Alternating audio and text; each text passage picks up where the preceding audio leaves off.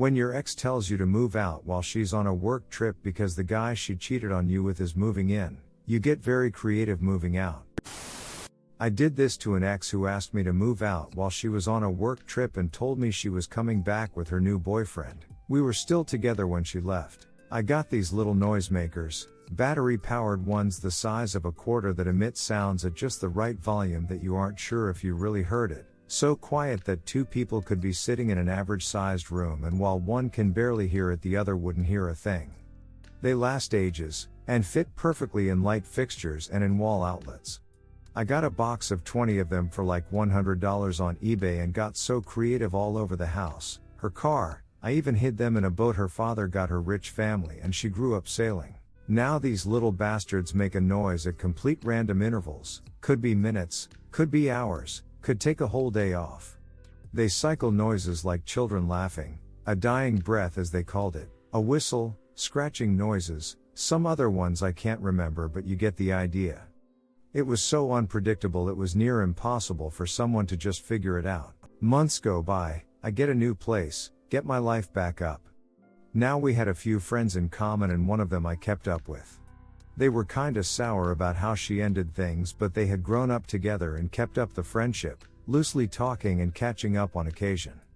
I never really asked about her, but one day we get to talking and he's wanting to prank some friends on a camping trip, so I tell him about the noisemakers. As I'm telling him about them, he slowly starts making this face, like he's gradually losing his acid.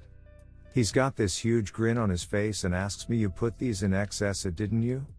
And when I admit, he starts laughing hysterically. Turns out her new boyfriend had only lasted a few months, and had left telling her that he couldn't handle whatever was going on with them and their mental states. Turns out for a while they had both heard things and sometimes only one would hear them, which gave the illusion that something really ducked with them was going on in their heads at different times.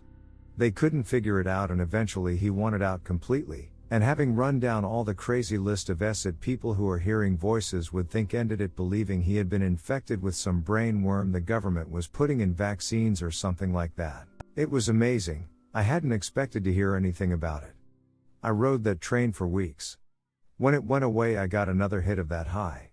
She moved out, told her parents she didn't want the house and to give it to her brother or sell it.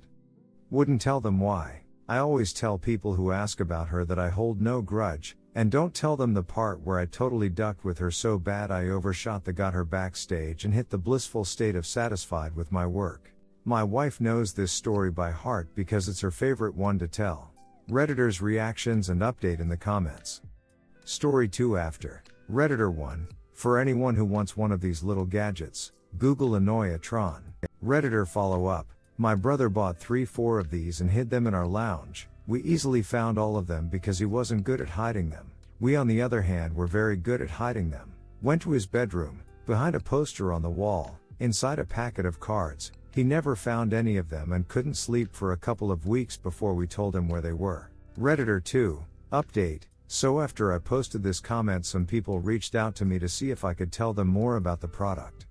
I couldn't, but coincidentally I found one of mine and it's called the Evil Tron. I decided to put it in my mom's house. It has 5 sound choices and I set it on a guy who loudly whispers, "Hey, can you hear me?" and put it in the detritus that sits by her kitchen phone. Now we wait, I thought to myself. I didn't hear anything from her that night, but the next day she texts me, "Grandma's hearing aids are glitching. They're chirping non-stop and it's driving her crazy." She's almost in tears. This gave me pause, but there's no way the device could impact her hearing aids, I'm sure, so I don't say anything. The next day mom calls and casually mentions she's made an appointment to get the aids checked and it's only going to cost her $100 for the checkup, but the aids aren't under warranty, so if they need fixing, it's going to be expensive.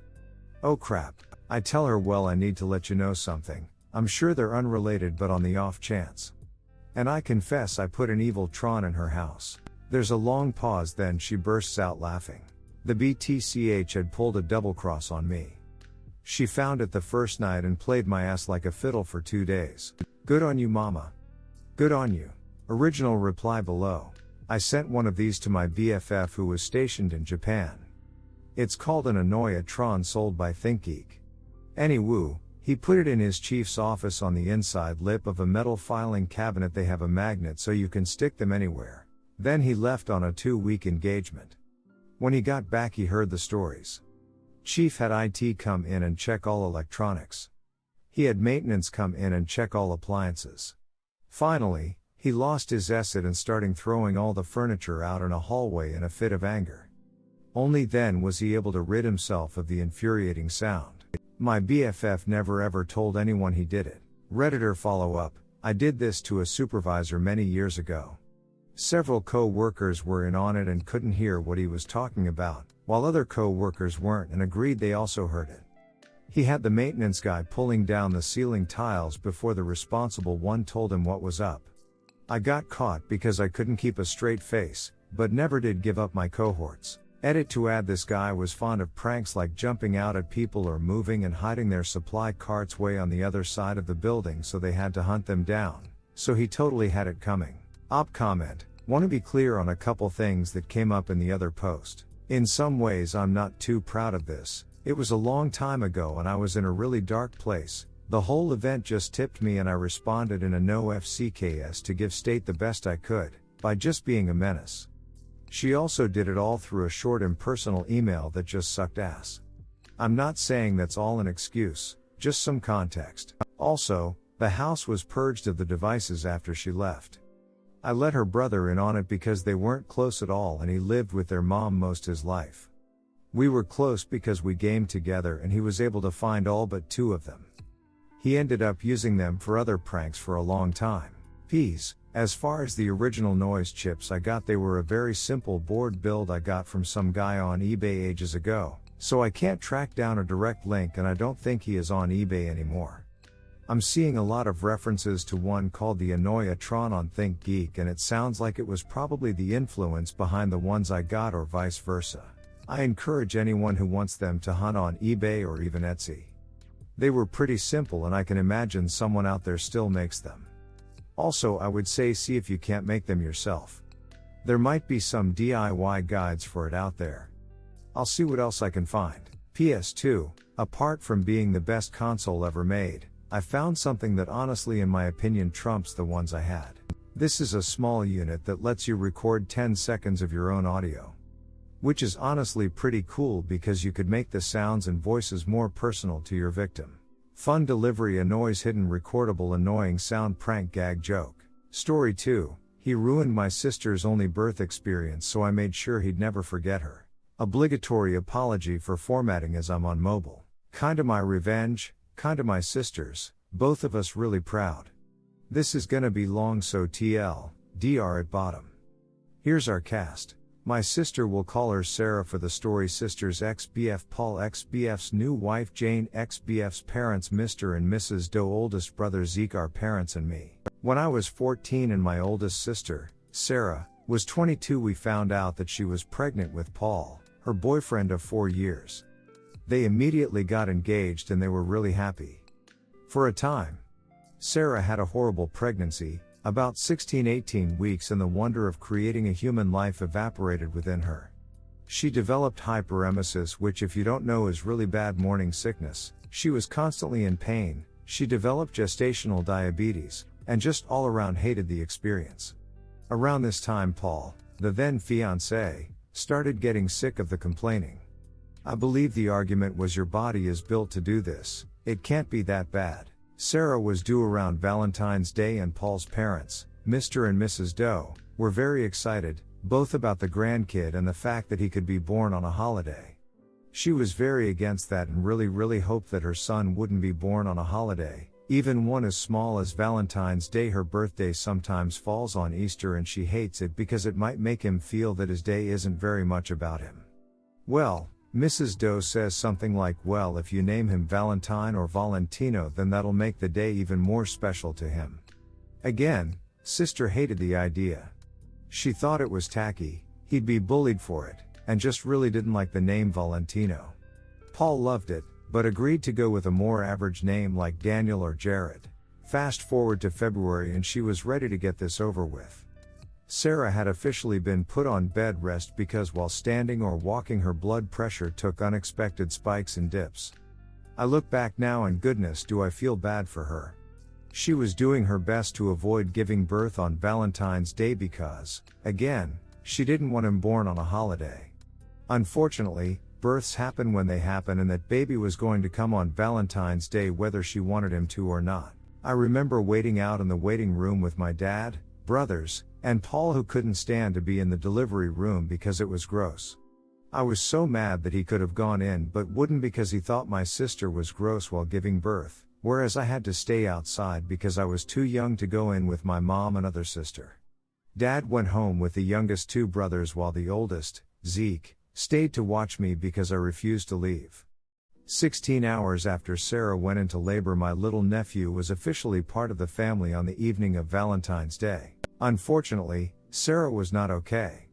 She had to have an emergency cesarean section and while doing the operation discovered that the back of her uterus facing her spinal cord had a very large and very severe, thankfully non-cancerous tumor.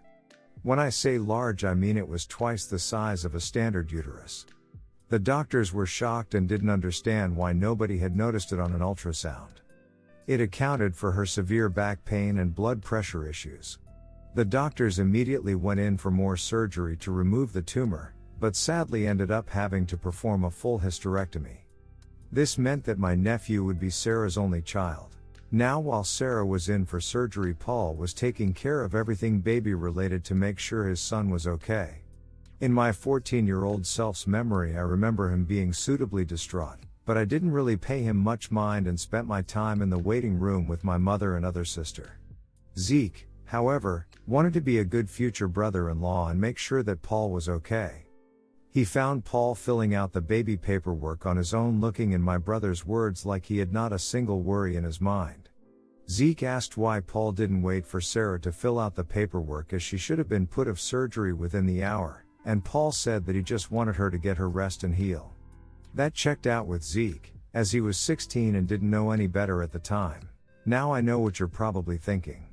No, he wouldn't. He knows how much she hates that name. And still, she'd need to sign the paperwork too. My fellow peoples of Reddit, I regret to inform you that Paul forged Sarah's signature on the paperwork and waited until she was out of surgery to hand said paperwork over. My sweet nephew, that was born on Valentine's Day, was named Valentino on his first official birth certificate.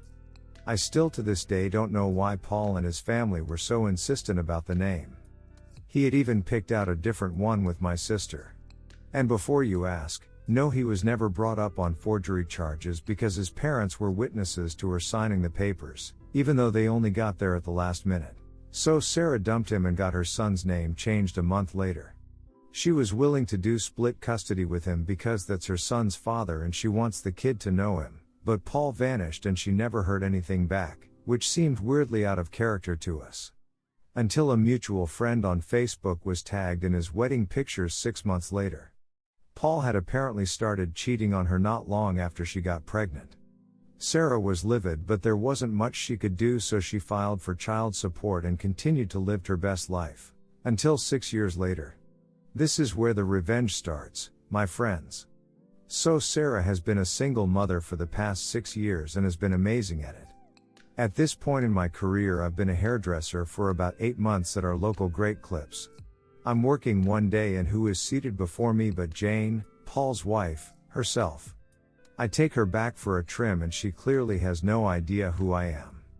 That adds up because a mutual friend that still keeps in contact with Paul said that Jane doesn't know a thing. She has no idea about Sarah, that she was the other woman, or that Paul actually has a kid that he's been infrequently paying child support for. She's in the dark on it all. I told myself not to be an ass and treat her like a normal customer, which I did. Now at this point, Jane was heavily pregnant, so a lot of our conversation was about that.